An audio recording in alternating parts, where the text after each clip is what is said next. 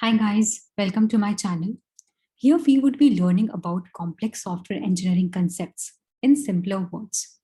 So the topic for today is monads. It took me a really long struggle to understand what exactly is monad. Everywhere it has been explained in terms of either its formulas or in such long articles that it was almost impossible to comprehend it. So once again, I'll be explaining a complex logic in simpler words.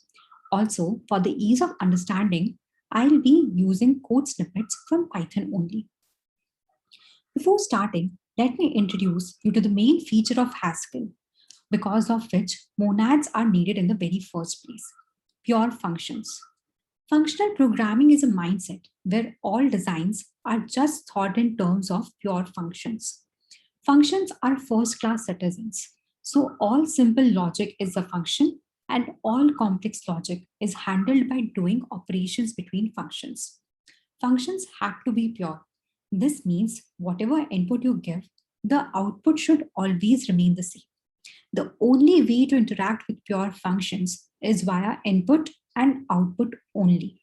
It cannot access global states or cannot print anything or cannot even throw exceptions until defined in the function definition. So, this sets the base for our understanding of monad. Monad is a generic concept which helps in doing operations between pure functions to deal with side effects. Let's take an example to understand it better.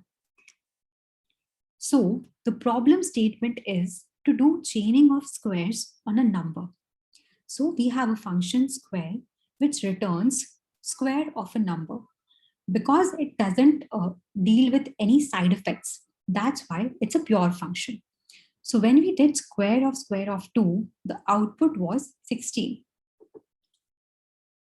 Now let's add a side effect to the function by printing the current value of input as well. Now, because of this print statement, this function is no longer a pure function. What to do now? How to handle side effects in pure function? Remember, the only way to interact with a pure function is via input and output. We need to get logs in the output itself. So over here, we are returning logs in the output itself. Though we were able to make it a pure function, but in order to do chaining of the functions, along with outputting the side effects, broke the program. But why did this happen?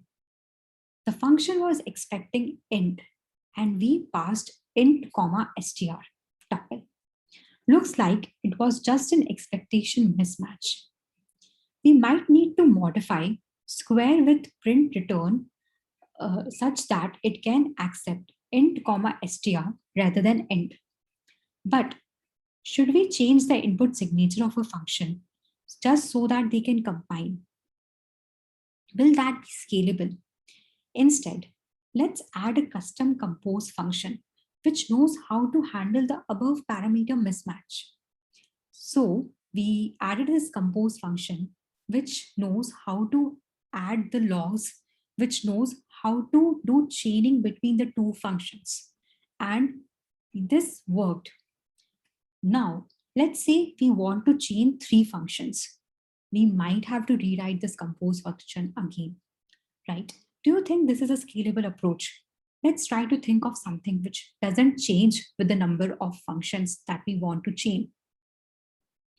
A better solution is to use other wrapper functions, which can help in handling the input and output parameters in the desired format. This function will know how to handle side effects without changing the pure function's parameters. Bind function. It's a wrapper function on square with print return function, which accepts a tuple rather than just int. So all such functions can be wrapped with a bind function. Because of this, now your pure functions can handle any kind of input parameters. But our first parameter was an integer. Someone should convert that to a tuple as well, right? So that's where unit function helped. So this is, my friend, is monad. Monad is just a concept to use bind and unit function together so that we can combine these pure functions with side effects. Concludingly, we can say that monads are just a beautiful and generic way of handling side effects in pure functions and provides a scalable approach for composing pure functions by using bind and unit concepts. That's all for today. Hope this video was helpful. In case of any queries, do mention them in the comments below. Thank you.